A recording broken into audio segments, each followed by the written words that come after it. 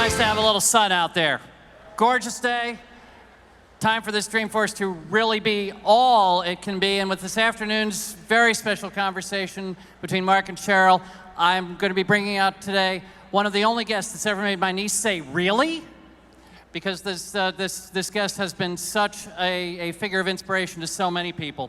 But of course, the most inspiring figures at Dreamforce are always the customers and the partners who help them do amazing things. And I'm very happy, as always, to begin this event with the voices of customers. Please welcome Christine Nernberger, Vice President for Marketing at SunGard Availability Services, and Phil Fernandez, the CEO of Marketo. It's great to have you here. Christine, I mean, availability services, that could cover a lot of ground, but SunGard Availability Services works with 8,000 customers worldwide, more than 3,000 people, 5 million square feet of hardened operation space, and you're running 90 facilities. It's a big operation, and I've got to think that that business has to be becoming not only much larger and growing at an extraordinary pace, but also considerably more complex. Tell me about the environment at SunGard Availability Services today. It's a really exciting environment at SunGard Availability Services. Our heritage is actually in disaster recovery, but as the needs of our customers have evolved, we're moving into enterprise cloud services, managed IT services. Our mission is really to help our customers keep their infrastructure, their applications, and their data always on, always available, and always accessible. Now that's the core mission, and I'm wondering what specifically is making you think when you get out of bed, okay, today's not going to be like last year. Fingers crossed that Hurricane Sandy doesn't hit again. There are big natural disasters that happen, once every 200 years, but on a day-to-day basis, most of our customers come to us because of human error. So we are, 24/7 thinking about how we're going to protect our customers. And I wonder if part of it is not just, acts of nature, but increasingly organized acts of human malevolence, whether it's a distributed DOS attack from an activist organization or maybe even a state agency that's involved. You must be facing not merely unfortunate random events, but also very determined and disciplined attacks and having to be really a strong line of defense against that. Absolutely. Security is a huge part of our business. It's core to everything we do.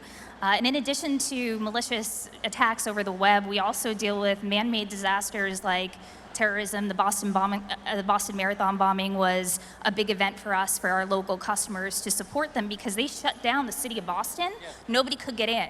So we served as the backup site and facility to get our customers in Boston up and running when nobody could get downtown. And same thing for New York and Hurricane Sandy. Well, tell me what the contribution of a partner like Marketo is to making that kind of situation controllable.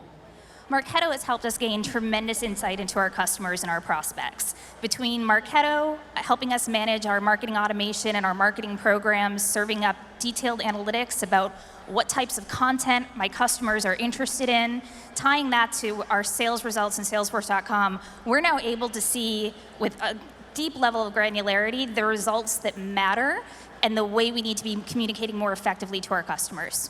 Phil, when you walk into a situation like what you see at SunGard Availability Services, where do you see the real opportunities for Marketo to add value? Well, the opportunity of Marketo is to drive growth inside the company. So Christine has some amazing growth numbers of using Marketo to drive new marketing campaigns, to acquire new customers, to get more out of those customers. And it's really eye-popping when you use a platform like Marketo and in the hands of somebody with Christine's talent, 30, 40, 50% growth rates in leads, opportunities, and revenue generated through a product like Marketo, working in conjunction with Salesforce to drive more leads into their salespeople's hands. Christine, I think what we're seeing here is that the pace of operations that might have been able to tolerate a certain degree of siloing in the past really requires you to be a much more organic marketing and service machine today. Absolutely. We've spent the past 18 months completely transforming our marketing organization. We are now 100% aligned with sales revenue objectives. My team, everybody carries a quota just like a sales rep, and everything we do is measured every step of the way through Marketo and Salesforce. And Phil, it would seem to me that the result is that rather than interacting with maybe a specific stakeholder in the organization, Marketo really now is a partner to the entire business in a way that it might not have been before. Marketo is absolutely a partner of the entire business. You know, we started automating marketing campaigns, and frankly, that's a fairly important but low-level activity. But as we really unleashed marketing analytics and the ability to give the CMO, the CFO, and even the CEO a true understanding of how the revenue funnel's working, around how expenditures in marketing are turning into revenue, you know, all of a sudden the constituency is everyone because we help companies grow faster and make more revenue.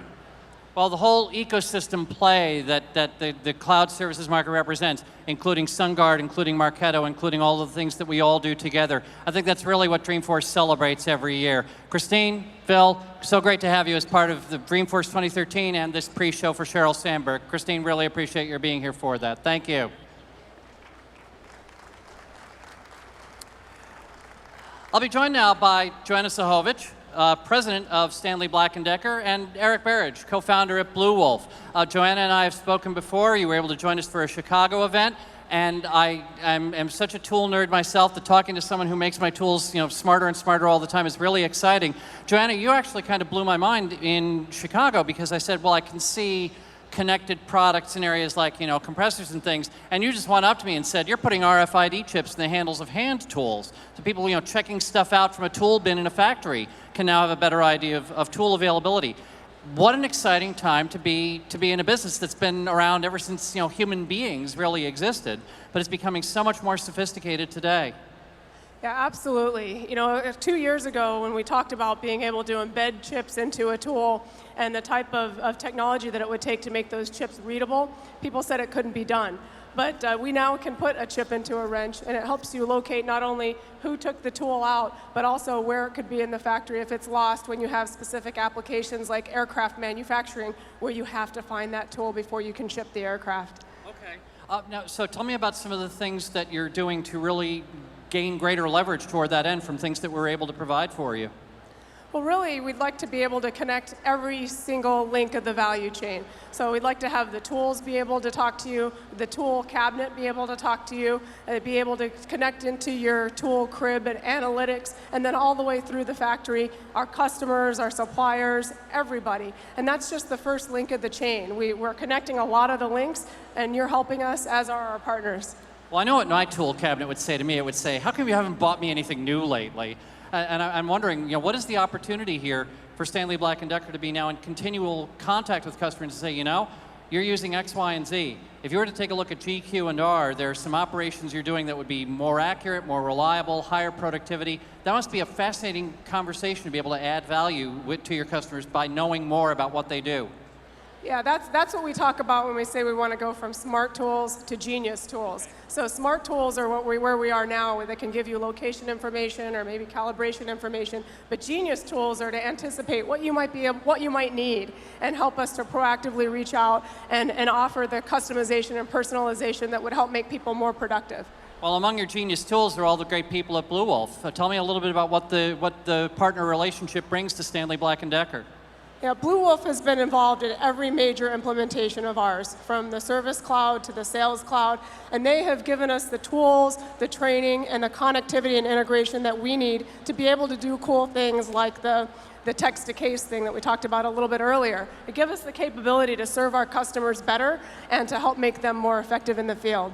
Eric, I've spent a lot of time with your geniuses, and I know they have a deep understanding of Salesforce.com. In fact, Blue Wolf has just issued its new State of Salesforce.com report, which is a wonderful investment and one that I thank you for. It contains an immense amount of hard data that's going to guide me in our conversations with our customers. Tell me about what you've been doing with Stanley Black & Decker. Yeah, absolutely. So we've been, as Joanna said, we've worked with Stanley now for several years, and I think what Stanley's doing really validates what we found in the State of Salesforce report. This is a report that we did in conjunction with MIT Sloan, and a couple things to point out. Number one, 79% of executives are reallocating budget from on-premise solutions to cloud solutions, so I think that just validates that what Stanley is doing, like the rest of this marketplace, is eating on-prem budgets. The second thing, 84% of individuals that responded to this survey said that customer engagement is their #1 priority, and I think that really positions Salesforce One as being the customer engagement platform of the future. And Stanley's going to be able to leverage that. So that's very exciting. Joanna, what do you see as some of the things that you're going to be able to do with this extensible and customizable container for Stanley Black & Decker's distinctive business process that we're trying to produce for you with Salesforce One? We're really excited about the communities. We talked a little bit earlier about people tweeting us pictures of tattoos, and we know they want to be part of a community when they do it, when they tattoo a tool on their body. I just want to create the network that can help answer people's questions and that can help provide the affiliation of like-minded people. Eric, I've been having conversations with a number of partners this week where we say, you know, I'm not sure that the label exists yet to describe what you do. We used to say 5 years ago, implementation partner. It seems to me that that barely is the cinnamon on the latte of what a Blue Wolf contributes today. Have you got a good label to describe what you do in an organization like Stanley Black & Decker today? Well, I think a lot of it comes down to alignment and helping to prioritize so that we can drive quick ROI. I think what Salesforce has done that's so incredible is technology is not the barrier, right? It's the people that are the barrier, and it's the organizational alignment that needs to happen to make these things happen fast. And that's what we love to do at Blue Wolf. Joanna, I'm seeing a lot of really interesting analysis today about the new future of manufacturing, about industries that people thought were leaving the United States coming back. And because the inherent ability to innovate and increase productivity in the U.S. is really going to outpace what other countries can do with merely cheap labor. It must be wonderful to feel that Stanley Black & Decker is part of that process of making the American worker, you know, live up to their potential, to be the value creator they can be. We have several factories in the United States, and I fundamentally believe that it's important to be able to serve the market in the market that you're in. Being able to ship and get products to the customer in a timely manner with the innovation and the pride is important. And as you see more of the automation happening in industry, then it is less of a labor equation and a lot more of an innovation equation. Fantastic, a great emphasis to have. Joanna Sahovic, Eric Barrage, thank you so much for being part of Dreamforce 2013.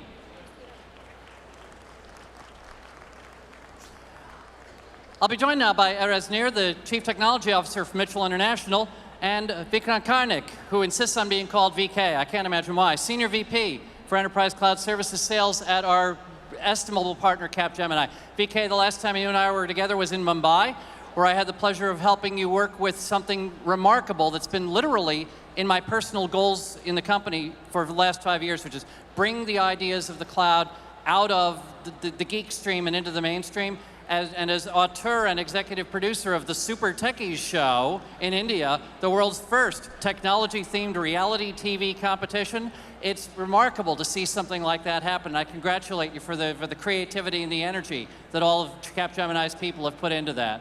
Thank you very much. Thank you. And thanks for being participant of the show. We truly enjoyed your participation there. Thank you. Well, I look forward to the December 14th airing of the grand finale of season 2. It should be fun. But as Mitchell International, I mean, you run 50 million transactions a year, over 300 insurance companies and claims payers, 30,000 collision repair facilities. VK, if there's one thing that bothers people as much as not getting the health insurance they need, it's not being able to get their car back on the road. And so you are, part of something that's tremendously important to people's lives. I can't think of any business in which enriching and accelerating the customer relationship could be more valuable. Absolutely. We actually look at this and say we are restoring people's lives. After a meaningful event, we're trying to bring them back to just the way they were. And we do it if it's a car accident, we do it if they got hurt in a car or in a workplace. So this is very important for us. So the combination of more ability to be on the spot and begin the claims process from a mobile device, to have customer fulfillment of claims adjustment being in a much more real-time manner, are these all initiatives that Mitchell is embarking upon now? Absolutely. We are trying to participate in this whole value chain of basically that has to be involved with the restoring people's life. So. Tell me about the contribution that a partner like Capgemini can bring to that. So when the way we work with Capgemini was one of our main topics is to get a very inspired workforce. And we looked at Work.com, which was an acquisition by Salesforce, and we said, okay, how do we make it work for us, and how do we enable our people to encourage them to be more inspired? We went to Salesforce and said, how can you help us? And they suggested that we work with Capgemini on the integration, and we tried to make it integrated straight into Cheddar. That's the key. I'm delighted to hear you bring that up, because sometimes people have asked me, well, why did you get into the Work.com thing? I said, if you're trying to build an organization that runs on a different set of metrics, you need a workforce that can be evaluated on metrics suitable to that. VK, what were you able to do in terms of helping Work.com and a general culture shift bring Mitchell to where it wanted to be in terms of employee engagement and performance? I think it's a testament to the leadership that Erza and his team built in to drive that activity forward. By leveraging Work.com and badges and allowing people to recognize each other's contribution, they've been able to up the level of employee involvement significantly. There are nearly 1,000 badges which have been assigned since the last 3 months since they've gone live. Obviously, that is not the only reason which contributes to improving the employee morale, but that's driving that engagement is the big part and making it part and parcel of their day-to-day life. That's what makes it more exciting. You know, I think one of our goals with Work.com was to take performance appraisal and transform it from being an annual hoops of fire ordeal that neither manager nor employee enjoys very much, and make it instead part of the way people live, where giving thanks and coaching and mentoring stop being an intimidating thing and become something that everybody looks forward to doing as part of their workplace. Erez, can you tell me something about the vibrancy that this can bring to the culture at a place like Mitchell? So this became a virtual high five, basically, right? I mean, you have people basically saying, hey, great job you did today, and recognizing MVPs, and it's all online, and everybody can see it on their Twitter feed if they're following me or others. So for us, this was a big boost, and the biggest proof of all is that our engagement survey at the end of the year showed engagement of employees actually boosted by a considerable amount. So for us, that was like a ratification of the approach we took. Fantastic. BK, obviously this is more than implementation. This is, you know, re-engineering a culture with the aid of cloud services, but it's not about the cloud anymore, is it? No, it is not. It is about changing how employees work, how companies work, how companies transform. It is all about the transformation enabled by the cloud. Fantastic. We're going to take a short break now. I've been joined by VK from Capgemini and Erez from Mitchell International. So great to have you as part of this Dreamforce, and I hope the rest of your week lives up to what it's been so far. Bye. We'll be back.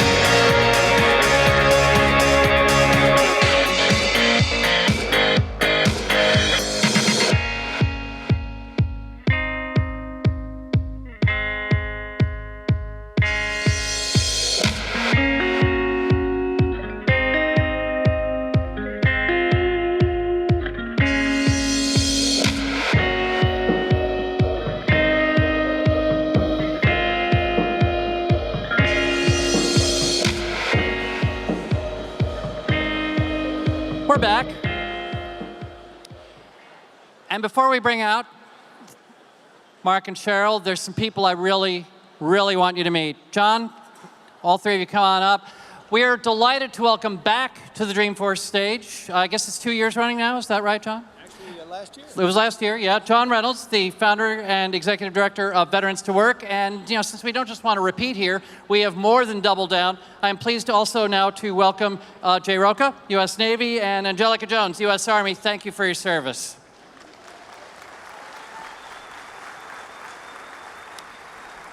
John, I continue to believe there's no richer and more underutilized pool of talent in the United States today than our veterans, and I know that you've made it your mission to resolve that discrepancy. Tell me what's going on at Veterans to Work today.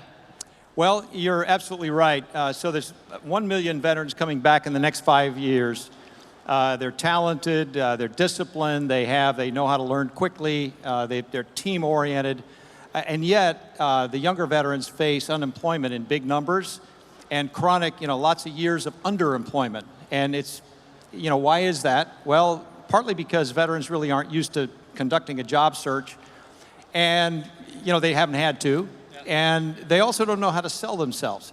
For employers' part, most of them don't really understand how to fully employ the talents that veterans bring. John, I know that you've brought a large phalanx of potential talent here to immerse themselves in the environment that Dreamforce can provide for helping people be aware of some of the tools that are available to make yourself more employable, more of a contributor to an organization. Can we meet your colleagues? Absolutely. I brought with me today a dozen of our veterans are here with us that have just been through the Salesforce training course. The thing that I want to say about them is that just a few weeks ago, they didn't know how to barely spell Salesforce, with all due respect to their spelling ability. But today, most of them now have their certifications as admins. 2 of them have developer certifications, and they're ready to go. They're ready to go to work for you. Go ahead. Go ahead. Let them hear it.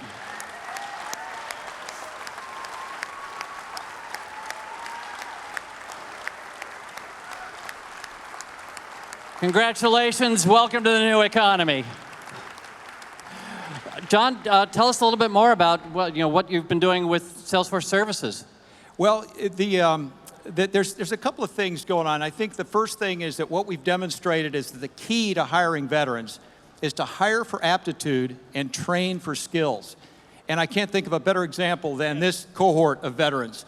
What Salesforce has done is really given us a platform that allows us to manage relationships with our 4,000 veterans who are registered with us and our 4,000 nonprofits and government agencies who are sourcing partners for us, and really allow us to have a fully built-out platform to manage this thing. The other thing that Salesforce has given us, really almost more importantly, is inspiration.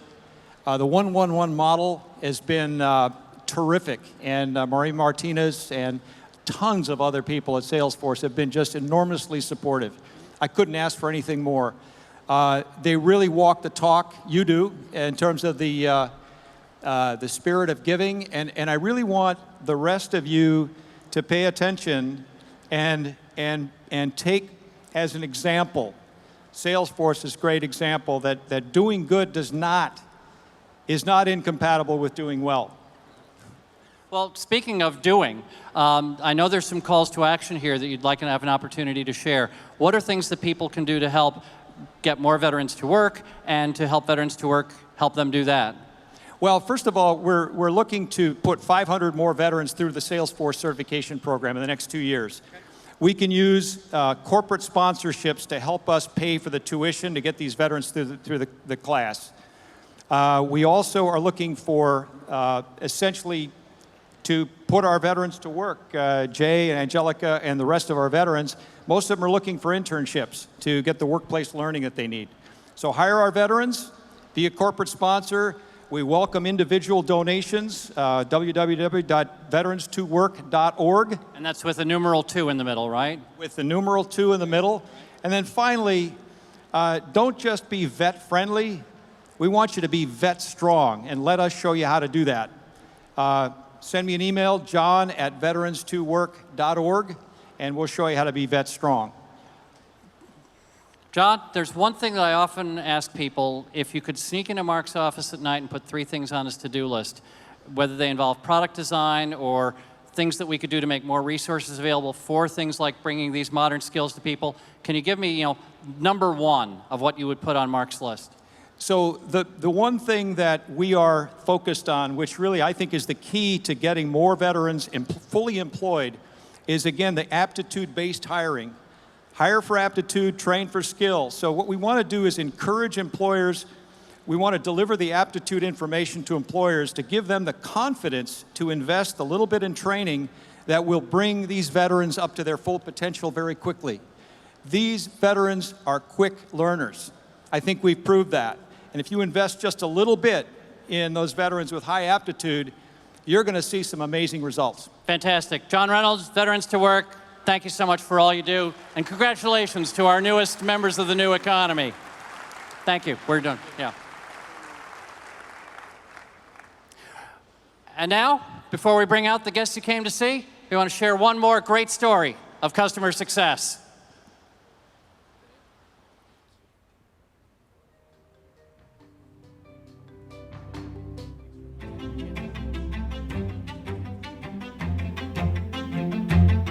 The third great wave of computing is upon us. An era of hyperconnection. Billions of people and things and devices connecting faster than ever. But behind all the technology, behind every connection, every app, and every device is the single most important element of all. A customer. Billions of them. Each armed with the ability to make choices and decisions at superhuman speed. Welcome to the Internet of Customers. The most powerful wave of the Internet revolution is happening now, today, right at this very moment. Your customers are racing into the future and determining the future of your company. And it all comes down to this. You need to get to the future first, ahead of your customers, and be ready to greet them when they arrive.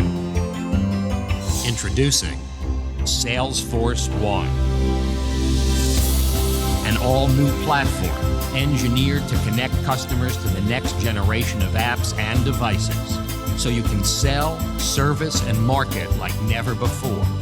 A customer platform designed entirely to accelerate development and deployment in a mobile-first world, with social collaboration at its core, and 100% Salesforce Cloud. So you're not only ready for what's next, you're way out in front, ahead of next. Here you'll find APIs for anything, so you can connect with everything. A world-class mobile app exchange, so you're instantly ready to build and sell next-generation apps for the enterprise app revolution. Plus, a new admin app, so you can quickly change things on the fly. This is where one button instantly connects everything. Your customers, your employees, your partners, your products. Everything you've ever created on Salesforce, and everything yet to come. It's the Salesforce you know and love, only better. Suddenly, opportunities are everywhere, along with the ability to service customers at the speed of now. Connect one-to-one in entirely new ways and turn consumers into customers. Create anything you can dream up with the fastest path from idea to finished app. No hardware, no software, no speed limit. Get ready to connect to your customers in a whole new way. On a platform where the #1 goal is getting you to the future first. This is the new Salesforce. This is Salesforce One.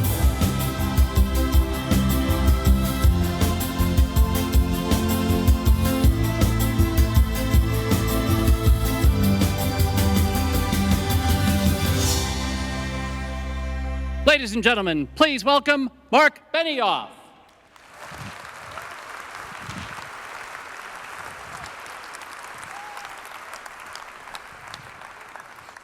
All right, well, good afternoon, everybody. Are you having a good time at Dreamforce? Well, this is a great time. It's a great day. I really would love you to just give a huge thanks and a huge round of applause for our team who has done just a fabulous job for this conference. Can we hear it for them? Thank you. And last night, I thought Green Day did just a phenomenal job. Weren't they amazing? They were amazing.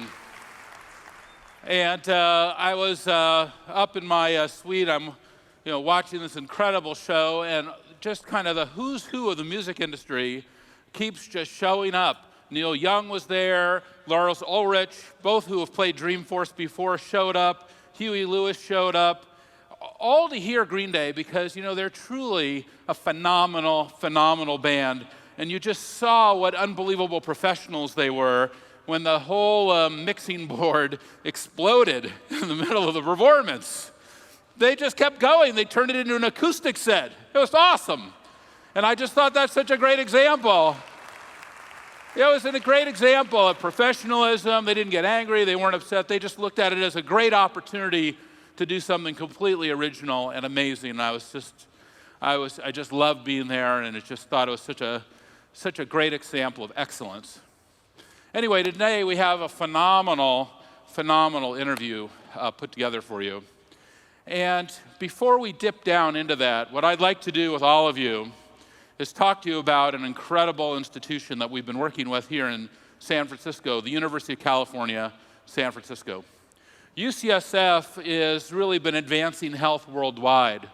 Phenomenal scientists, phenomenal research, a phenomenal medical school, and a phenomenal set of hospitals. And I'll tell you, the translational medicine that goes on, that they're able to go from idea to execution through that triad of research, medical school, and hospital, amazing. One of the great things that we've had the opportunity to do is work with them and to create with them and explore with them. Of course, it's a completely different industry. It's a whole different set of core competencies and understandings of science. But I'd love for you to just take 3 minutes and look at this video of some of the amazing work our team at Salesforce has been doing in creating a new vision for the connected hospital. Let's take a look. We are trying to change the way we practice medicine. We should be demanding change and driving change. We've talked for decades about we need to have patient-centered healthcare, but we really haven't had the systems in place that enable us to do that. So we have to take the best of what Silicon Valley has, where you can be nimble and quick. Salesforce is helping us look at the world differently. They're helping us, push our edges in terms of what should a connected world look like? What would it look like if healthcare communications was social, if it was mobile, and if it was built around the patient? We need new tools and new tactics for busy clinicians to connect both with each other and with other healthcare providers and with the patients and their families. So by leveraging the Salesforce One platform, we can develop mobile apps much more rapidly. We're probably the only industry that remains that uses pagers, and that's an incredibly inefficient way to communicate. One of the applications that we've built is what we call the CareWeb communications platform. CareWeb allows us to have conversations that are threaded conversations so everyone can see what's going on, and the patient will actually be engaged in the conversation, be able to see what the providers are saying. They have continuous connectivity to their providers to be able to partner with them on the most important decisions of their life. We're starting to scratch the surface and see the multifaceted ways that the platform can help us out. So gamification's a great example. And some of our ICU folks built a really cool application that's had a lot of success engaging providers to really adhere to these best practice protocols that were challenging to adhere to. Now others are following with other similar applications. Yet nurses are walking around, they're delivering educational content. We have the patients doing surveys right on iPads, other tablets while they're in the hospital. And if they're facing either a disease or the threat of a disease, they can get involved and understand what's happening and connect with their community and their clinicians in different ways. So every woman who comes in for mammographic screening is sent a questionnaire, which they can fill out on an iPad. As soon as they fill that out, Salesforce calculates their risk for getting breast cancer. We can send that risk report back to the patient and the physician. And then all that information comes together and filters through the system in the way it can be used by everybody and create a learning system that accelerates our knowledge. What is fantastic about health and medicine today is the change is coming quickly, the pace of change is increasing. We're capturing data from places we never imagined. There's a whole, wealth of connected devices right now that connect the patient to the cloud. But what's really meaningful is that my clinician has access to that data in real time. We need to use the power of a platform like Salesforce to be able to computationally raise the level of that data to information. You start to contextualize that, and all of a sudden you start to get a picture of what's going on. And call that patient and say, you know what, even before you know it, we know that something's going on. We want to see you in the hospital immediately. When you can start from the platform that gives you all the tools, gives you the scalability, gives you the robustness, gives you the privacy and security already built in, we don't have to worry about those parts anymore. Now we can just build on the healthcare specific parts that are our strength. It frees them to use that brain power and their precious resource, which is time, on the hardest things that we still are trying to figure out, which is what's the best thing for this person who's sitting across from me. Most people went into medicine to make a difference and to have relationships with patients. We need to be thinking about our patients more as customers. They are consumers, and they need to be treated much better than we used to treat them when we thought of them as patients. Because of the collaboration between UCSF and Salesforce, I can now connect with many more patients in many new ways, and to me, that's thrilling. Larry Graham. That's awesome.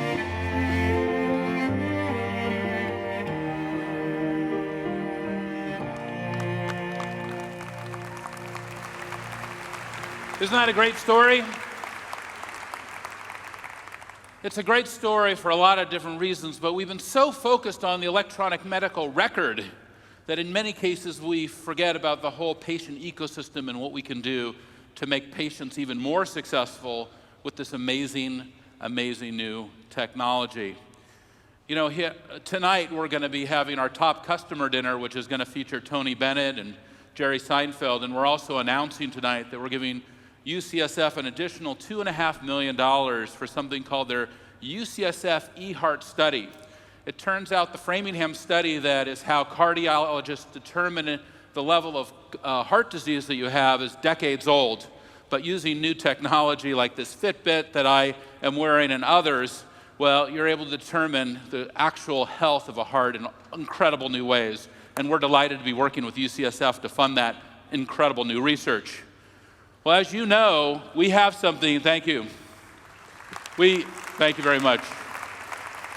It's a great idea, and it's a great opportunity. Now, Dreamforce has been phenomenal so far, and one of the reasons it's been so phenomenal is it's been dedicated to the power of women. We opened it with a phenomenal interview with Petra Nemkova, and I know all of us had our hearts touched hearing her incredible story. And we also heard and we saw the incredible vision of Meg Whitman. Then we went on to hear yesterday a great interview and the entire vision and management style of Marissa Mayer of Yahoo. And now I want to introduce you to somebody really incredible. This executive is amazing. She was the president of Genentech. Now, she had already gone to UCSF. She had her master's of public health. She was a medical doctor. And so it was absolutely clear that she should become the UCSF chancellor. There's few people in the world that I enjoy working more with. And today, she's led this amazing UCSF Unusual Thinkers track right here at Dreamforce. Please give a very warm Dreamforce welcome to Sue Desmond-Hellmann, the Chancellor of UCSF. Welcome, Sue. It's great to be here. Sue, we're so thrilled to have you here, and we're so delighted to be able to work and partner with UCSF. We've learned so much from you. We've been so inspired by you. We've been so encouraged by you. Sue, tell give us an update on some of the exciting things that are happening in the world of science, the world that you're living every day. Tell us what's going on. Has there been a breakthrough? Is there things that would give us a special hope and optimism for the future? Well, let me tell you one story that I think connects so well with the video you just showed. What you heard in the video is a combination of big data and making connections. So UCSF just recruited Matt State, a world-renowned psychiatrist, to chair our Department of Psychiatry. That's great. Could I get booked in tomorrow for about 5 o'clock? It'd be really great. Oh, you can have the 4 o'clock and the 5 o'clock that would be slots. really good. We'll give Thank you 2. Thank you. So Matt is Yep. one of the world's experts on autism, a really difficult problem, and partly why it's difficult is we just don't understand it. What we want to do is connect the great science, sequencing, understanding the genome of the children and the families who are suffering from autism and everything that it means for those families, but connect that with the clinical outcomes, the clinical course of those children, and put that together in a set of big data, interrogate that data, better understand, prevent, and treat autism. That's the kind of thing that UCSF is doing, the kind of people we have, literally the world's expert who's here now at UCSF, and the kind of problems we're trying to solve. Well, that's amazing, and that gives tremendous hope for the future. You tapped into something, though, that I have to ask about now, which is precision medicine, the idea of providing access to data to make better medical decisions. Can you explain to me, what does that mean? Well, what precision medicine means to us at UCSF is literally a revolution in how we think about health. It means that the great science that's being done down at Mission Bay can be made available to your caregiver and brought to you at the bedside. It means that we can make what we call a Google map for health, something that as health information changes, as we deeply understand diseases, we can bring that to the bedside. It really means that we have big data sets with many, many patients and deep understanding not just of genomics, but of your environment, your family life, what touches you as a human being, and bring that back to improve your health. It's a total transformation of how we think about providing health and bringing science, technology, and innovation right to the bedside. That's amazing. That's an incredible vision. And tell me, how does that combine with all the advancements in pharmaceuticals, all these new drugs? One of the things I know that you pioneered at Genentech was the creation of an amazing drug that saves so many lives now, Avastin. Can you tell me, how does it actually link into the pharmaceutical world? Will you know what drug is best for what patient or what client? Right. Well, what we're hoping to do with precision medicine is build on this personalized medicine for medicines like Herceptin and Avastin that I worked on at Genentech. But one of the things we didn't do so far in the pharmaceutical industry is connect the dots. For example, the breast cancer drug I worked on works in stomach cancer. But if we don't have this rich source of data, we can't turn those personalized insights into broad improvements in health. We want to bring down the cost of drug development, make it faster, and make it globally available for the underserved. It's one of our passions at UCSF, and Children's Hospital of Oakland is a part of that. So we're trying to connect our gee whiz things at UCSF to many underserved who can't pay for the kind of medicine that is so expensive today. So we hope precision medicine makes things faster, cheaper, and in the end, better. Well, I have to ask you about that. UCSF has announced that it's coming together with Children's Hospital, Oakland, and Research Center. And, one thing that really occurs to me is both of these are public institutions. UCSF is a public institution created by the public, for the public. Oakland Children's is also a public institution. I've been over there, and it's phenomenal, the work that's happening in that research center as well. Now, that seems to be very different than a private institution or a private university or a private medical institution. What is the role of these public structures and public organization in today's world? Well, what we think is that every life matters, everyone matters, regardless of if they're rich or they're poor. And so the connection that we all feel at UCSF to Children's Hospital of Oakland is they're caring for some of the toughest issues in health in sometimes very difficult circumstances. What we all care deeply about is children and families. And so what's really different about us is our passion to change the world, to make sure that we advance health worldwide. That may be in sub-Saharan Africa, and it may be in our own backyard. And so we think the connection is that we have the same values.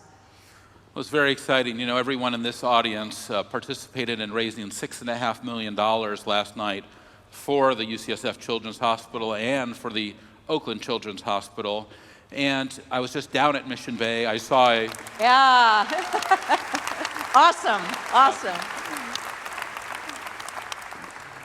I was just down in Mission Bay and where the new UCSF campus is going up, and I saw this incredible new orthopedic center, and you have this incredible new genetics center, and you have this new cardiovascular center, and I mean, all these major new disciplines have these phenomenal new facilities, and of course the new children's hospital, a new cancer hospital, a new women's hospital.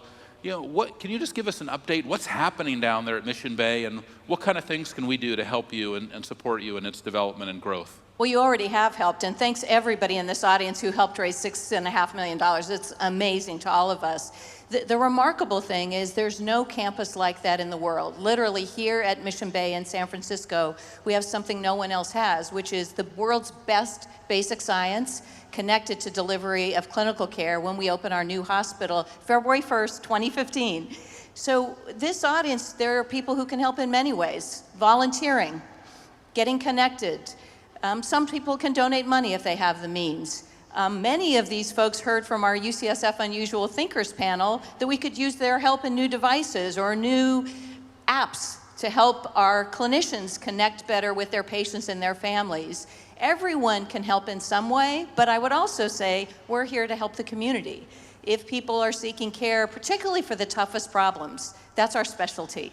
And so we hope that that goodness flows in both directions. Well, we saw some amazing people in the video. We saw Michael Blum, who's not just your chief information officer, but he's one of your chief cardiologists. That's right. We saw Laura Esserman, who is not just running your breast cancer project, but runs the Athena project, which is uniting the whole UC system, right. Breast cancer programs, incredible data coming out of that. Who are some of these other incredible thinkers that you have that you're excited about today? Well, there's so many. Let me mention one. Donna Ferraro, our chief of pediatrics, is a neurologist. And Donna specializes in young children, babies, and how the brain works. So she has been leading a team that cools down kids after birth to help prevent really tough conditions that affect their brain and their ability to learn and function later in life. So Donna is truly a thought leader in good outcomes for really tough premature children. She's one, like many at UCSF, who are making a huge difference by innovating. I mean, I always was told to warm up babies, I don't know about you, but cooling them off to protect their brain. She's one of them. Mitch Berger, our chief of brain surgery, who's helping patients everywhere with brain cancer, but also helping us to understand insights into concussions and head trauma that so many who watch football on TV or have their kids play soccer care about. So those are just a couple of the great folks that we have. I could go on, but you got a guest of honor over here. Well, you're also one of those incredible people, Sue. We couldn't be more thrilled to be working with UCSF, and thanks for giving all of us the opportunity to support you in this phenomenal work. Thank you so much. Thank you so much. Thank you. Thanks so much. Sue Desmond-Hellmann, the Chancellor of UCSF. And we have a phenomenal, phenomenal afternoon planned for you now. And please give a very warm welcome to Sheryl Sandberg, the Chief Operating Officer of Facebook. Welcome, Sheryl. Great to see you. Please join me up on stage. All right. Now, Sheryl, do you have any protests planned during this? Because I'd really like to know ahead of time. I don't. If you Anyone do. protesting? Okay. Stand up now. Oh, yeah. All right, good.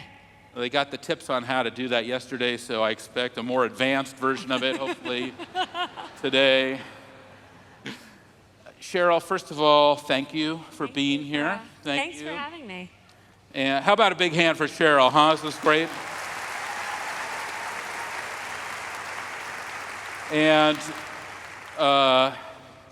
you know, I thought about all the great people I wanted to have here at Dreamforce, and this is not your first Dreamforce. You were here a couple of times before. You've always supported us. You've always given us your time and always giving us your insights. So thank you very much for all of that. We really, really appreciate that. Well, thank you for having me. And also, Salesforce has been a great partner to Facebook. And you've been a great friend, so I'm excited to be here. Well, what my goal of this interview is for everyone in this room and online to understand, like I do, that you're truly one of the great leaders of our industry and also just one of the great people. And I just want to kind of open up so we can give them, a snapshot of your personality so they can experience that tremendous warmth that I receive every time that I have an opportunity to interact with you. I have even had a chance to speak to incredible people who've worked with you in the past, including I had an amazing conversation this summer with Larry Summers.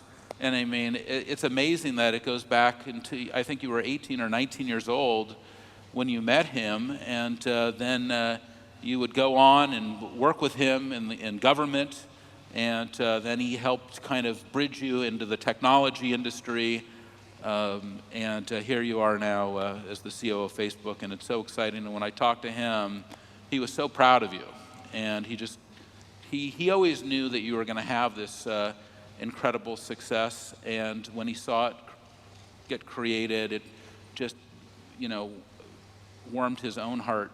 Tell me, did you always have that feeling? Did you always knew that you were going to be one of the most successful women in the world? No, of course not. I just finished writing an entire book telling women that they should be more self-confident, telling men and women that we all should stop underestimating women. Well, thank you. And I wrote this because no matter what progress women have made, we're still really far from getting our share of leadership roles in any industry, in any country, anywhere in the world. And that means that when the decisions are made that most impact our world, our voices aren't equally heard. And so I wrote Lean In to try to tell women to sit at any table, reach for any opportunity, and I still find that this is a challenge for me. So earlier this year, when my book was long turned in, years of research done, again, telling women to be more self-confident, we had a meeting at Facebook. And it was to start a project that I wanted to do for years, but Mark and others didn't want to do. And there's a guy named Jay Parikh, one of our technical leaders. He and I wanted to do the project. No one agreed. And then after years, everyone decided we're going to do it. So we have this launch meeting. And I start off, being myself. I'm so grateful to be here. All these years, I wanted to do this project. No one agreed with me. I just feel so much better. Jay looks up. I knew Cheryl and I were right, and you'd all come around. So I'm Facebook messaging with Jay later that night. Hey, Jay, can I use that story on my book tour? Sure. Jay, can I use your name in that story on my book tour? Absolutely. He's a really sweet guy. So I said, Jay, don't worry. I'm not going to make you look egotistical. I'm not worried about that. In a million years. Men are not egotistical. That's the most important thing you need to know. And I am not We all have claiming our they egos are. in check. But despite having written the book, despite whatever success I've had or I don't have, I sit here not having the self-confidence that Jay has. And I sit here knowing that and trying to be open about it so that we can understand these gender differences and make it better for women.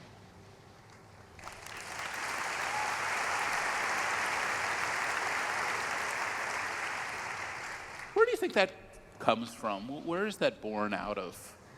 Where is that? What is the source of that insecurity that you're articulating? Yeah. It's stereotypes and it's culture. And what's striking now, having been all over the world talking to women about Lean In, is that cultures are so different within our country, within the world, China, Korea, France, the United States, except for one thing. Our stereotypes of men and women are actually exactly the same. Everywhere in the world, we believe men should be assertive, aggressive leaders.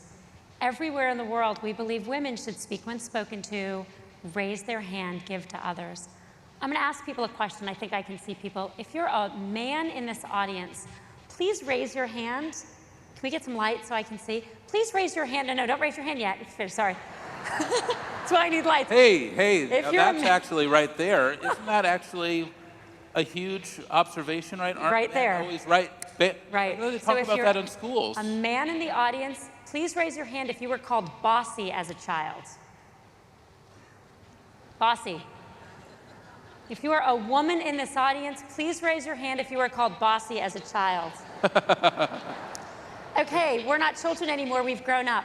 If you're a man in this audience, please raise your hand if you've been told that you are too aggressive at work. There's always a few. If you are a woman in this audience, please raise your hand if you have been told you're too aggressive at work. I really want everyone to take a minute and look at that result. When a boy leads, we don't call him bossy because we expect him to lead, but when a little girl leads on a playground, we call her bossy. We start communicating to little girls that they shouldn't lead. And when they grow up, we tell those women they're too aggressive, and we tell very few men. The good news, and this is why I wrote Lean In, is we can change this today. Every single person in this audience can change this today, and here's how. There's a man who works for me at Facebook, and this is not a joke. He started the conversation with me by saying, I haven't read your book. Which is curious. I mean, if you worked for me, would you start the conversation? But let's leave that aside. He said, but I have been listening to some, not all of the things you've said all these years. So we did our 360 feedback. No, that is what he said. Facebook's an interesting place to be a manager. And we did 360 feedback, and he got feedback that a woman who worked for him was too aggressive. So rather than write too aggressive in her performance review, which has happened to almost every woman in this audience, they all raised their hands, he went back and asked the people, men and women, who gave that feedback, can I ask you, what did she do that was too aggressive? In the specific, what did she do? And they answered the question. And then he said, if a man had done exactly those same things, would you have thought he was too aggressive? And to a person, they said no. So the next time in your office someone says a woman is too aggressive, too assertive, political, brusque, take a deep breath and ask some questions. And the next time you hear a little girl called bossy, walk up to the person who did it, who might be that girl's parents, have a big smile on your face and say, your little girl's not bossy. Your little girl has executive leadership skills.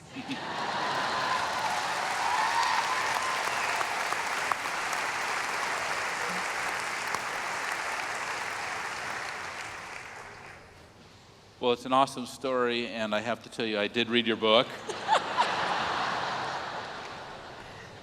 And I had an amazing experience after I read it, because I was in a one-on-one with one of my executives who started to lament to me that one of our female executives at Salesforce was being too aggressive. And never in my career had either I had the consciousness around that or the awareness around that, and I just was able to take a breath, to sit back and go, wow, this is actually unfolding exactly as Cheryl has provided the enlightenment around it. And it's a true story, and I sat there and I'm like, but what am I supposed to do now? You know? And I mean, what I did was I said, you know, I'm thrilled that she's being aggressive. I want everyone in this company to be aggressive. She's a phenomenal executive and a phenomenal leader, and we want to have her to do more of that. Okay, now, is that the right thing? That's awesome. A round of applause for Mark. Yes. But I just want to say to you, you talk about insecurity, and by the way, just as a point of enlightenment for you, women are not the only ones who are insecure. That's right. There's another group as well. We won't identify who they are at this point. And, you know, but I wasn't sure what to do. I was not, you know, in business school. I didn't go to business school, but I did.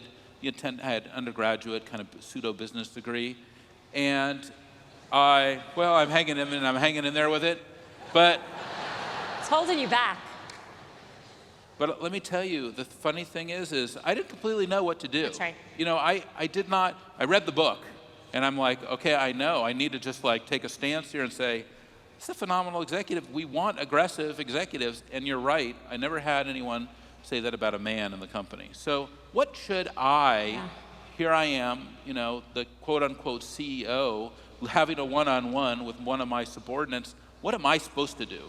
So I think what you did was handle it correctly, because if we call it what it is, we can educate and change people. That gender bias is something that happens to everyone. Saying in that situation, wait a second, you know, I've never had someone tell me one of my direct reports who's a man was too aggressive. We're all biased, myself included. That feedback is very specific to women. Let's get specific.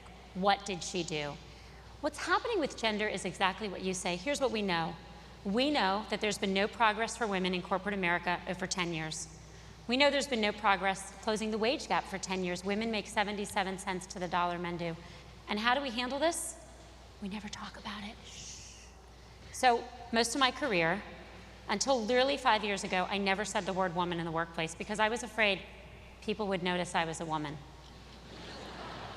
And more seriously, you never say the word woman because you feel like the person on the other side of the table is going to think you're whining or asking for special treatment or about to sue them. For men, it's even worse. You're terrified to say the word woman. You're afraid you're going to get sued, attacked, complained about. And we are solving no problems with that. So what Lean In is trying to do is get CEOs like you to recognize gender and talk about it. Along with the book, started a foundation. Our foundation is working with Salesforce and over 300 other partners and individuals to start Lean In Circles. So Lean In Circles are groups of 10-ish people, they can be men, they can be women, who come together to talk about these issues and support each other to reach for their ambitions. There's a lot of evidence that says that peer mentoring is incredibly important. So right before this meeting, I met with a group of women and one man who are running the Lean In Circles at Salesforce. There are 33 up and running. You have over 450 people in them globally. And what I heard from them was that those circles were empowering them to lean into their careers. There are women who said they felt they were more confident as leaders.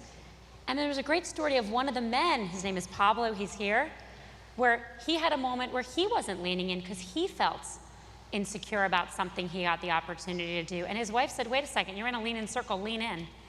And he leaned in and succeeded. And so if as a CEO you are willing to talk about this and address gender head on and say, hey, this is an issue that occurs to women, it's a great competitive advantage. There's a huge competition for results and for employees. If you're the most junior level employee or you're the most senior level, big executive like you, and you can work better with 50% of the population, you're going to outperform. There's a session tomorrow morning at the Palace Hotel here, part of Dreamforce at 9 a.m. on Lean In Circles. Everyone should go. Women should go because it'll help your career, but men here should go because it'll help their careers. If you're a man and you go to this, you will go home to your company and just drop it into conversation. When I was at the Dreamforce session on Lean In Circles, learning how to support women, what will happen is women will want to work with you, and women will start talking to you more openly, and you'll be a better colleague and manager. If you happen to be a single man interested in dating women, this is the opportunity of a lifetime. People ask me all the time, which men should I date? I'm like, the ones who show up for events like this. This is huge. Okay, well, we're not going to go there, but let's. Why not? Because I have more coaching that I need from you. I've been waiting to have this conversation. In this very intimate setting. Well, it is an intimate setting because, whenever we're here, we're talking one-on-one, and, I have this challenge, and the challenge that I have is I want to have more women leaders at Salesforce. I want to have more balance between my men and women leaders at Salesforce. I think there is incredible benefit to having diversity at Salesforce. Yeah. It's completely selfish because I know it's going to create a better company, okay? Which will reflect on me, of course. But, but let me tell you that what are the things that I'm doing? I'm going to tell you some of the things I'm doing. Tell me which are the things I'm doing that are right, which of the things are wrong. Of course, we have a tremendous, female advocacy group at Salesforce called FemForce. They're awesome. Awesome. And we also have all these great Lean In circles. Okay, but to use a military term, because that's, how I am, I created, this kind of term where I'm like, we need to have like a women's surge at Salesforce. We need to see the rising of all of our women leaders at Salesforce. And when we do events and when we do programs, when we do leadership development, we need to invite and include as many women as possible and dig deep into the organization. That's right. And look everywhere and bring them up. So that when we are doing, for example, a management meeting, where we might only be inviting our top, 10 managers, and then it's kind of self-selecting, we're going to stay the same. I'm like, can we bring in more great women leaders? Is that the right thing to do? Yeah.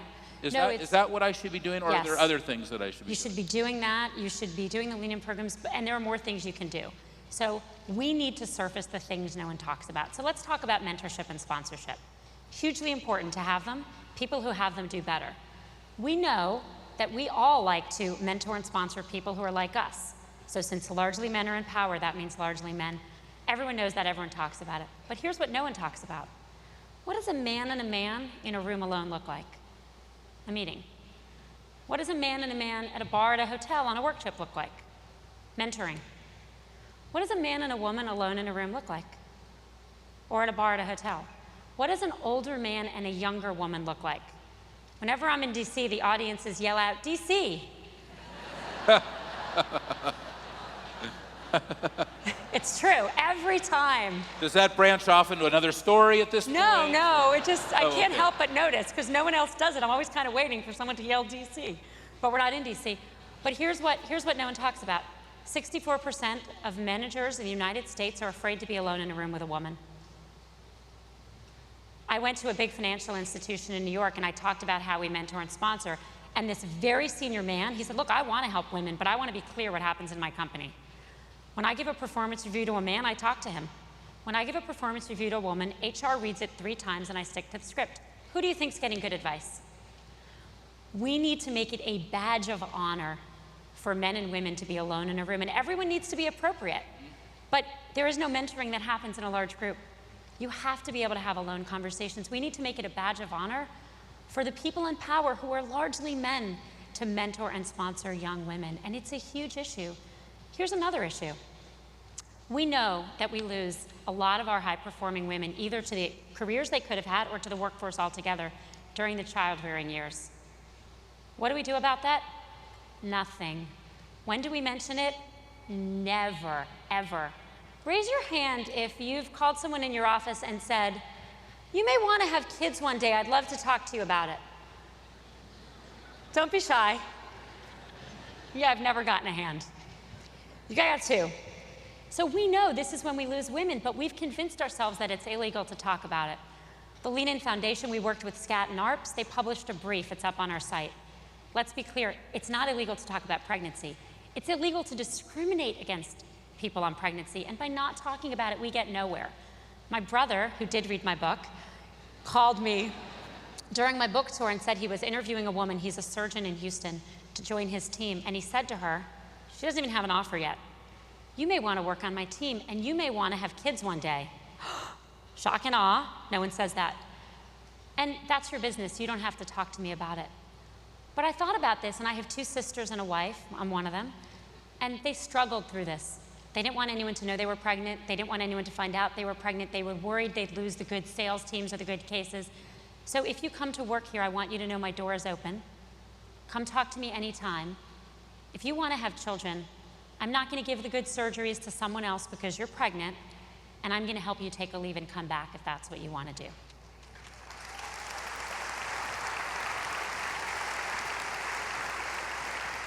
That conversation is not just illegal, but it is best practices. Any manager, man or woman who has that conversation, you just got an employee's loyalty for life, and that woman is so much more likely to come to your company, to stay at your company, and to come back. That's what we need to do. We need to surface these issues and talk about them.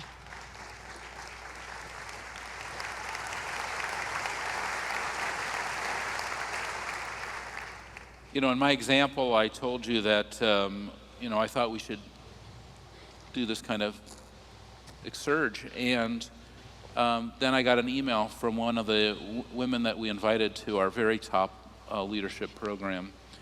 And it's a meeting that I conduct 4 times a year with our top, you know, between 75 and 100 executives.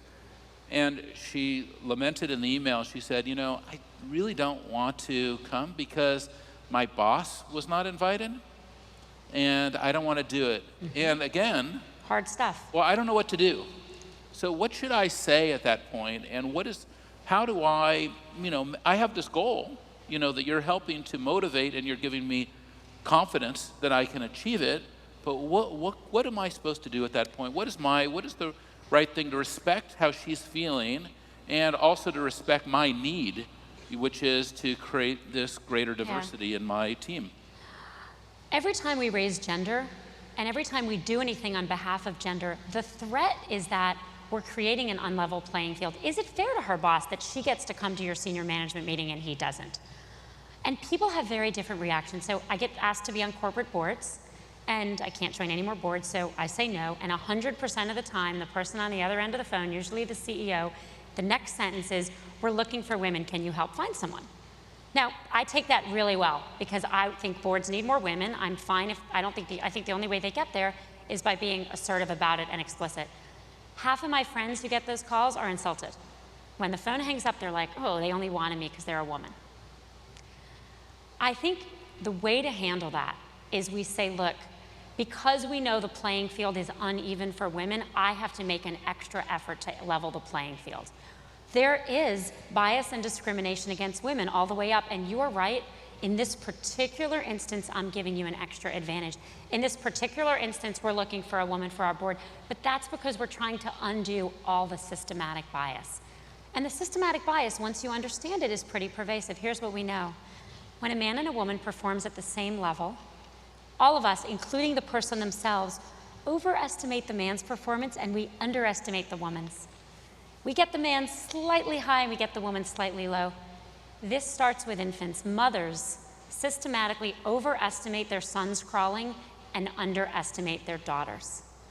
In classes all over the country, we systematically call on more boys than girls. And when boys interrupt, we let them interrupt. And so part of what you're trying to do is you're saying, look, I don't have a huge affirmative action program. I'm not promoting her over you. I'm not promoting you over your boss, but I'm trying to correct for some of the biases out there, and I'm giving women extra exposure. We know that men get promoted on potential and women get promoted on what they've already accomplished. And we know that men will reach for opportunities when they meet some of the criteria and women when they meet all of the criteria. So some of these interventions, like inviting more women to the meeting, when they're framed as trying to get to a more level playing field, I think they go down better. I think that's a phenomenal insight, and it's kind of getting back to the beginning of this dialogue.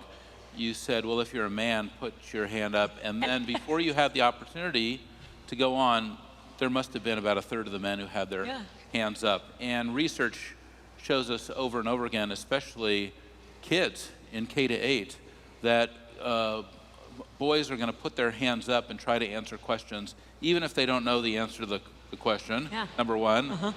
And it kind of adds to kind of the disruptive nature of young boys in classrooms in K-8. It's certainly some of the research that kind of points to that, there's a role for all girls schools. Is this pointing in that direction? Do you believe in that? Do you think that's the right thing? Should we have, girls K-8 in their own schools, or can co-ed education work? Well, co-ed education has to work because the majority of our kids are in the public schools. My kids are in the public schools. The thing about bias is if we recognize it, we can change it, but we have to realize how hard it is. So a friend of a friend is a teacher who read my book, and he thought to himself, the data shows that he's an elementary school teacher. I'm calling on more boys than girls, but I'm really not. But I'll double down. I'll call on a lot of girls. So now he's calling on more girls, he thinks. And then he said, well, maybe I should get myself audited. So he invited a friend to watch his class. So now he's making a conscious effort to call on more girls, and he's got a friend sitting there checking it off. He expected it to be blown away more girls than boys. Do you know what the numbers were? 70-30 boys. Now, that teacher, that shows you two things. It shows you how hard it is to overcorrect these biases, but that guy's gonna do it because he just got himself audited, and he's gonna bring a friend back a month later to see if he can do it. And so again, the nice thing about all of these stereotypes is that we can change them so quickly. You can change the word aggressive, how it's used in your workforce today. We can change how many boys and girls we call on today. And that's part of what I've been really excited about since the book came out. It's not just the book, but the change we see in people's lives. The CEOs who complain to me, and this happens a lot, to be fair and honest, Mark is not one of them, who say to me, you are costing me so much money because all the women in my company want to be paid as much as all the men. To them I say, I'm not sorry at all. That's fantastic.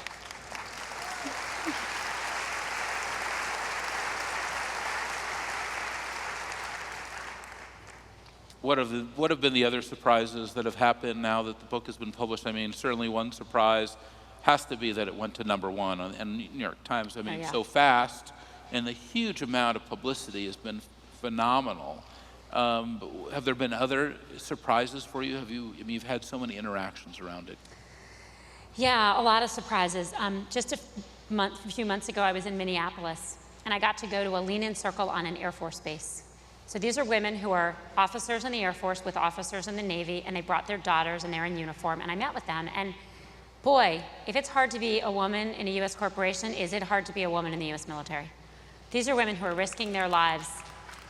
Yeah, I mean, these women are risking their lives doing the same job standing next to these men. And while the military actually pays them the same for the same level, which is good, they don't get the same respect. They are subtly and not so subtly harassed. The B word is a big issue in their lives, and I don't mean the word bossy. And it is really hard. But they've come together, they've formed a lean-in circle, both on their base, and now they have a virtual one, which has expanded all over the country. And they said it's making a huge difference because for the first time they've come together as a group. Rather than being the only woman in the group they're in, they meet together once a month, and they're supporting each other, and they think it's making a huge difference. And when I think about having even the smallest impact on making their lives easier, that's incredibly gratifying because boy, do those women deserve it. Well, that's a phenomenal story. And what other surprises have there been since the book has been published? Lots. I mean, a lot of men. Are you surprised at the amount of a run attention on laundry? What about the attention? Are you surprised with the attention that it received, or did you expect it, or like, you know, No. you have your communications team with you, you know, one of your leaders of communications is someone we've worked with since we started our company. You know, did they all come to you and say, oh, this is going to be unbelievable, get ready? Or did you go, wow, everyone wants to know about this? No, I wrote a hardcover nonfiction book on feminism. So, you know, those don't usually fly off the shelves. It's going to be its own category now, hardcover nonfiction on feminism. There's going to be a whole category. But actually, no, look, I've been very surprised, but I feel really gratified that the conversation has happened because we need conversation, we need debate, because unless we do, this doesn't change. The other thing that's been really surprising has been the run on laundry detergent I've caused in the country. How so? Can you tell us about that? Glad you asked. Well, it wasn't the first thing on my mind. Well, now that you brought it up, I was just But thinking you about asked for that. surprises. The run on laundry detergent. So Yes. the data shows that when men are more active partners in their marriages, their wives are happier. Happier couples have more sex. So I've been telling men all over the country and the world, if you want to have more sex with your wife, don't buy flowers, do laundry. And this works. Apparently, there are men wandering around supermarkets. Where's the laundry detergent? A friend of mine told me that she asked her husband to do a load of laundry, and he had seen me interviewed, so he kind of picked up the basket, he turned around, and he said, is this Sheryl Sandberg laundry? You know? Is this foreplay? Because if this is foreplay, I'm in. But if this is just laundry, there's a game on. Okay, well, we're not going to go there. Mark's going to run out of here and go home and do some laundry. Yes, I am. Right after How y'all did you attend know? the Lean In Circle session tomorrow, y'all should go home and do laundry too. This is proven stuff.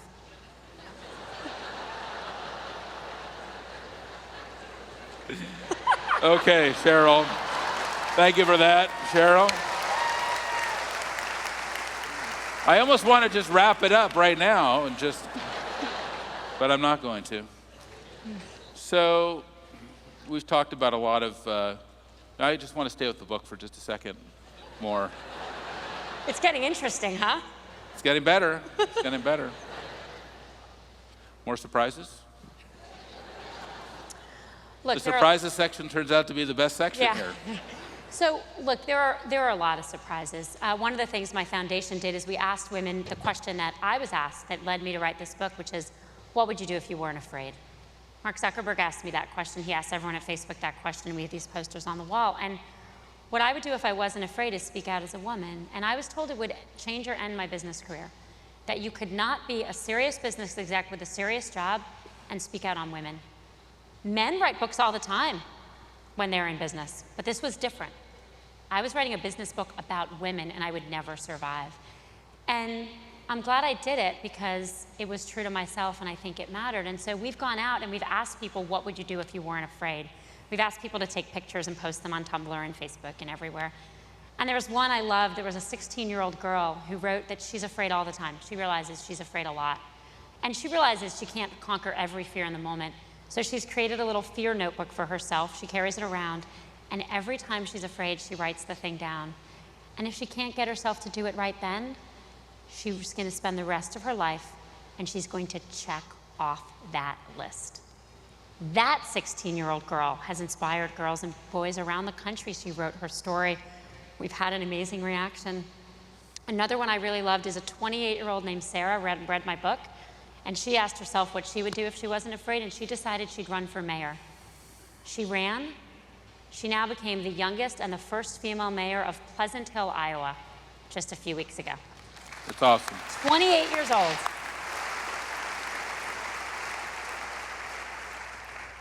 Well, you've now brought that up now twice, and sounds like that's the title of your next book. What would you do if you were not afraid? And you also mentioned at the beginning of the interview that you think a lot of women are not pursuing their dreams because they are insecure, which is also fear.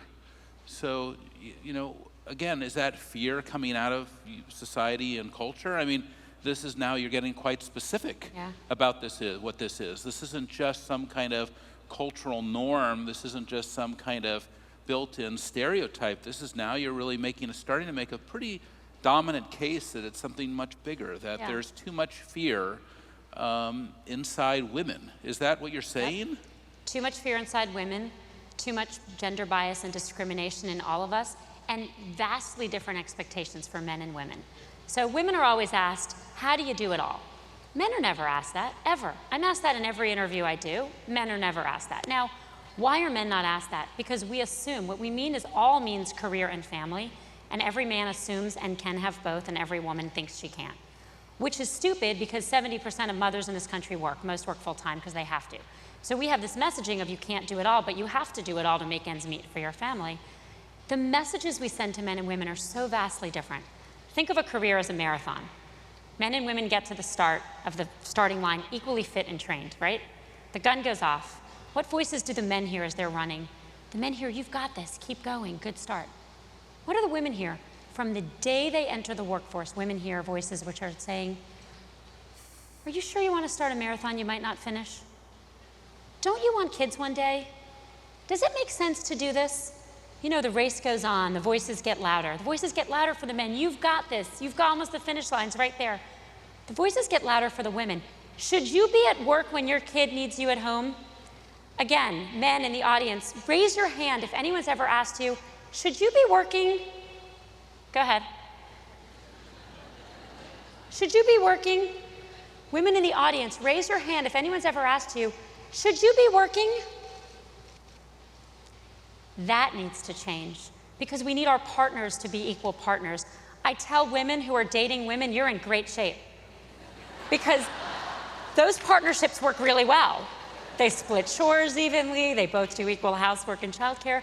But in the United States today, a married couple who both work full-time, the woman does 30% more housework and 40% more childcare than her husband, which means she has 2 jobs and a man has 1. And my message to families is we should change this not just for equality's sake, but because it's good for children. At any income level, no matter how active a mother is, children with more active fathers are better adjusted, do better in school, have better careers, vastly better outcomes. And one of the reasons I want men to read my book, and I've been so glad so many men have, is men need to learn that because the payoff for being a more active father is not just for society, it's for their children.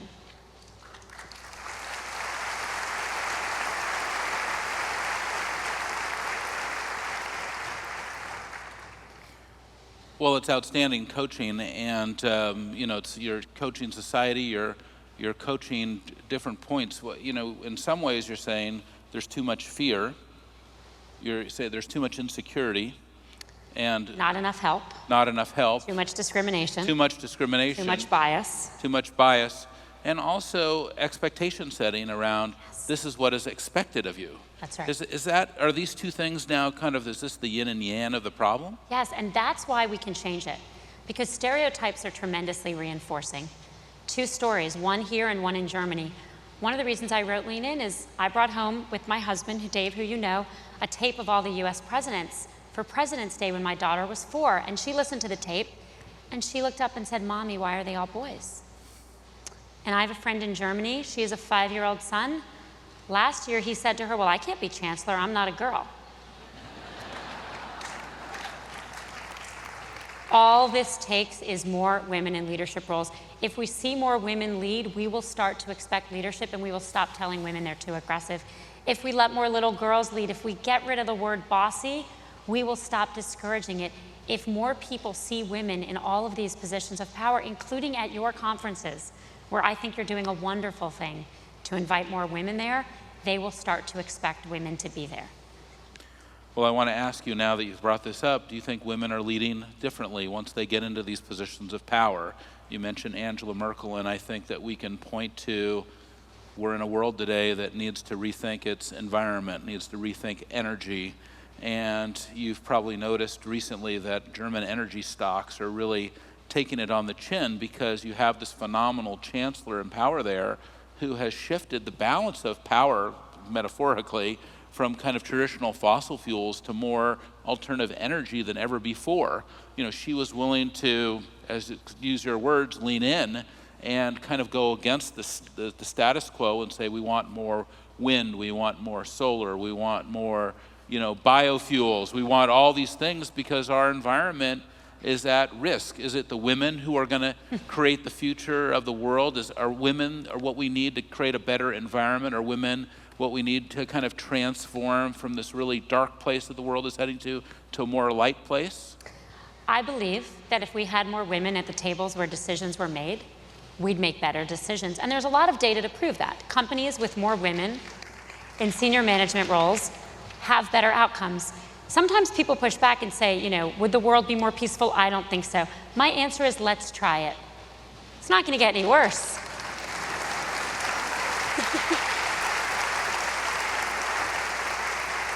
But I think we actually just saw that with the budget crisis.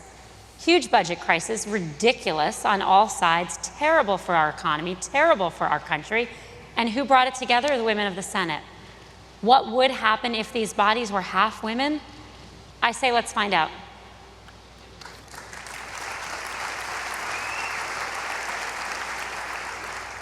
Well, do you think that one of these key points, if at some point in the future there's a female president of the United States, will that be like a milestone event for the world? I think that will be a milestone, but it won't erase all of the issues. We now have a black president. We still have huge issues for men and women of color. We need to see all of these populations, women's, minorities, represented in the seats of power at the same level that they're represented in the rest of the community. A female president is a good start. I hope we get there. But we also need women in our corporations. Well, 2016 is coming up. Are we willing to get this going right now for you? Because I'm ready to go. How about you? Not for me.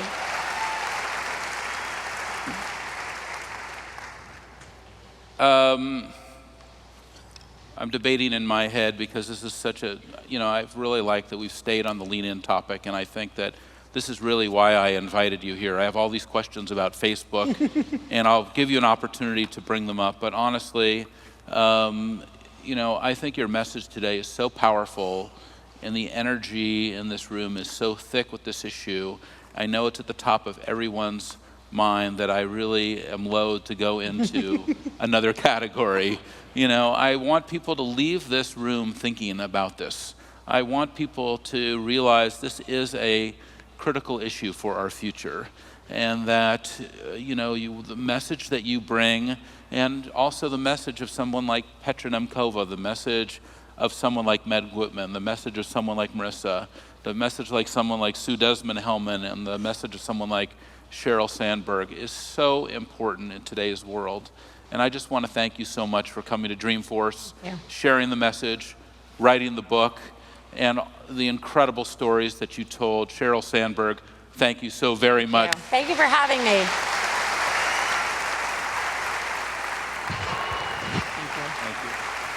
this way. Oh, that way? Okay.